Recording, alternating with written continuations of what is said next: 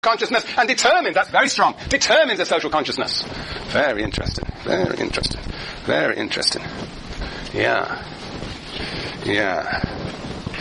So, first and foremost, Marx and Engels are saying that the way people think is very much conditioned by their place in the economic structure.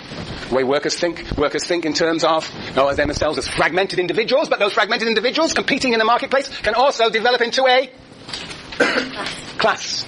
A class. Yes. But that's all shaped, it's all shaped by the economic base. Very good. Very good. Very good. Very good. Well, we'll come back to that picture. Okay. That's one picture. There are two fundamental pictures in these two pages. And I'm going to move on now to point number 3. Any questions? Did I hear somebody moan, groan? No? Point number 3. Point number 3. Okay. Ariana, do you want to read point number 3? Oh, your book's hidden away. Point number 3. I guess it's pretty difficult to read the book and take notes. Interesting problem, yes. Okay, 2, 4, 6 lines from the bottom on page 4. At a certain stage. At a certain stage of their development. At a certain stage of their development. The material productive forces. The material productive force-wise, otherwise known as the forces of production, otherwise known as the capacity to transform nature. Of society come in conflict. Come in conflict with. The existing relations of production. Come in conflict with the existing relations of production. Or what is but a legal expression for the same thing, with the property relations within which they have been at work hitherto. That is to say, property relations. From forms of development of the productive forces. From forms of development of the forces of production. These relations turn into their fetters. These relations of production turn into the fetters of the forces of production. In the beginning, they do what? Nicole, they push the forces of production forward. And then they fetter, constrain those relations of production. Yes, very good. Thank you, Ariana. Thank you very much. Yes, we'll stop there. Now, can you tell me what Marx is saying for capitalism? Just in your own words. In the beginning, the forces of production develop under the influence of the relations of production, and then the relations of production fetter the forces of production.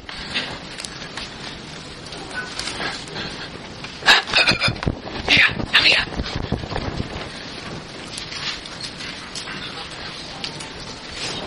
All right, Marianne. What do you think? Tell me. We're going to do this together, okay? Okay, you ready? We're going slowly but surely. Look. In the beginning, the relations of production push the forces of production forward. What are the capitalist relations of production? They want to make profit. Yes, those are the capitalists, right? They want to make profit. And in order to make profit, what happens? They exploit workers. They exploit workers. But they also not just in a relationship with workers, they're also in a relationship with each other. And it's what sort of relationship is that relationship they have with each other? It's a competitive relationship. And that competition drives capitalists to do what? Innovate and introduce what?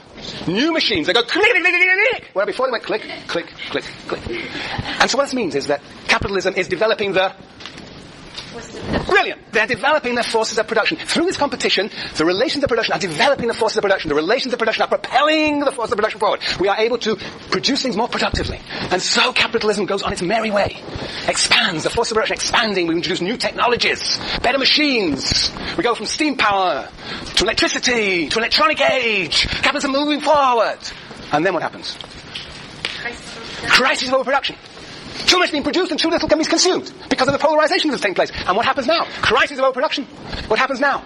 Either communism. Oh, yeah, you're going too fast. A crisis of overproduction. When's the crisis? How would you recognize a crisis of overproduction? Lilia. How do you recognize? Yeah. How would you recognize you're in a crisis of overproduction in this country? Huh? Prices when things are going down. You might say prices, but what would be more, Lauren? State comes in. It takes over. Yeah. You might say before that, yes. There's excess of goods that can't be consumed. There's an excess of goods that can't be consumed, and therefore what happens to those producing those goods? They go under. They lose. So what we see is the closures of factories. We might see foreclosures in housing, but we see...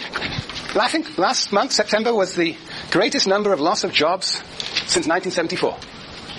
We know we're in some sort of crisis when that's happening. So, what happens then is that in the beginning the forces of production go on, and the crisis of production mean that we then start doing what? Shutting down, destroying the forces of production, because we cannot actually put them into motion, because there's nobody going to buy the goods. So in the beginning it expands the forces of production, and then relations of production fetter them. You don't need to read Marx and Engels, it's all in your head, it's just purely logical. It is a text that has a will of its own, independent of Marx and Engels. And, of course, is indispensable. Yes, right, good. So that is what Marx and Engels are really saying. The story is this. In the beginning, the forces of production rise, and then they get fettered. That's the relations of production. And here we have the forces of production expanding and then fettered. Right? Right, Jamie Lou? Right. Yes. Can you do that for feudalism? Can you get to feudalism? What is it? Chelsea, I'm listening. Oh, you actually... No! That's very contradictory. What is it about the feudal relations of production that fetters the forces of production? Yes, Christy? What is it about the feudal relations of production? Yes, we've done it once very quickly. Yes, Jason? Not about commodity exchange, just like making your own decisions. Yeah, there is continuity, there is tradition, everything is done in the same way. There are these hierarchies, status hierarchies. Everything is done in the same sort of ways. Individual production, very little idea of socialized production. Yes, so basically what Marx and Engels, they don't develop this, could say that the feudal relations of production in the countryside fetter the force of production because they do not gender competition and laws. There's no such competition. Everything stays the same. It cannot compete with the capitalist relations of production. The capitalist force of production, they're expanding. Good. Anyway,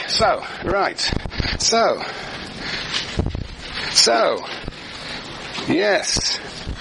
Right. What point are we on?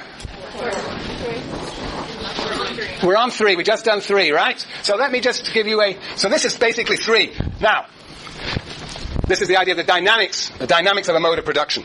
Now, we're going to move on to point 4. We're going to move on to point 4. Who's going to read point number 4? Any volunteers? Lilia, your hand is up. Point number 4. So then begins, Yes. then begins an epoch of social revolution. Oh, but don't say it like that. I mean, this is the most dramatic moment. Then begins a moment of Social revolution. Very good. With the change of the economic foundation, the entire immense superstructure is more or less rapidly transformed. Right. So, the question is this.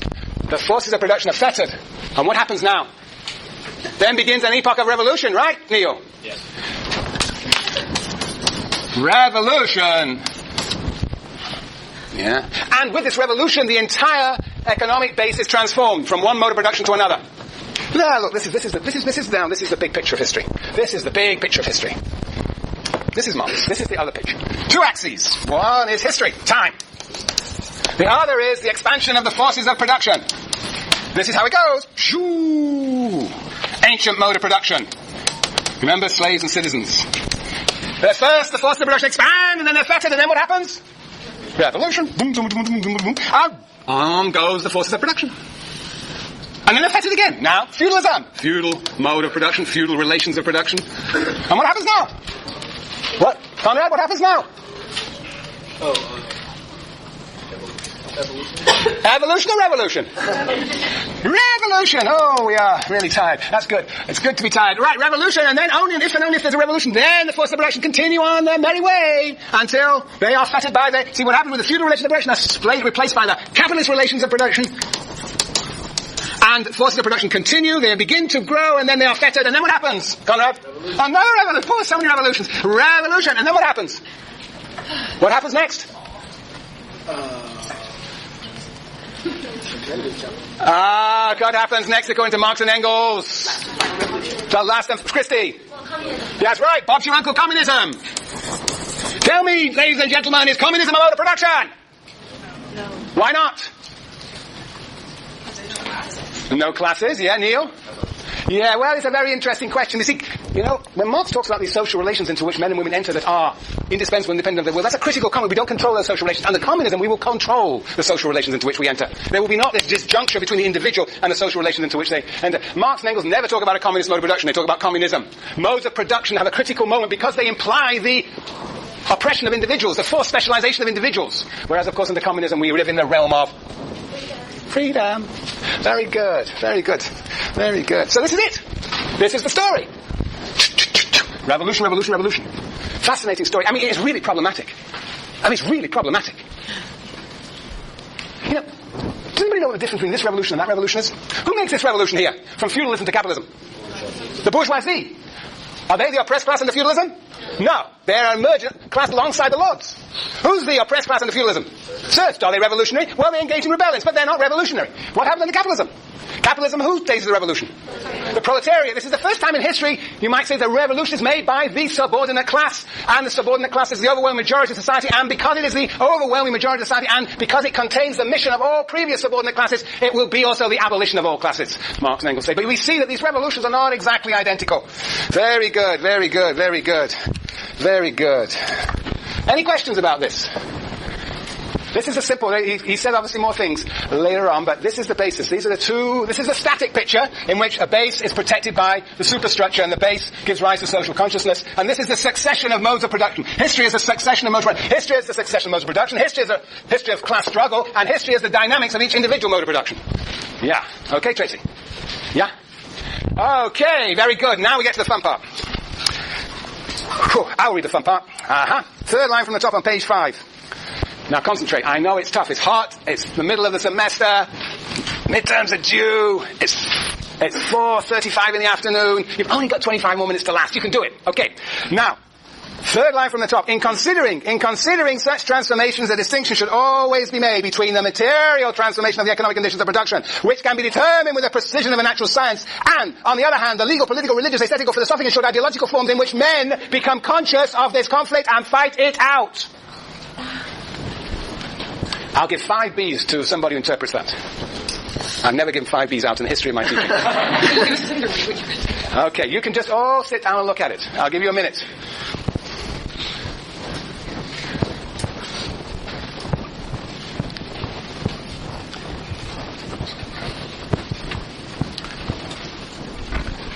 In fact, I got a better idea. Why don't you just talk to your neighbor about this? See if you can figure it out with your neighbor. And I'll come back in 30 seconds. Yes, your neighbor. Find a neighbor. Come on, figure this one out.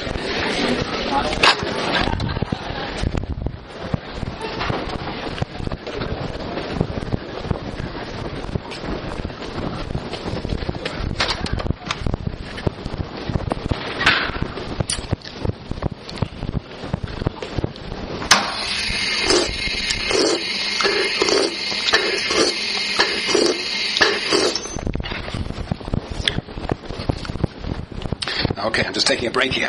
They're working out in the class. At least I hope they are. Okay.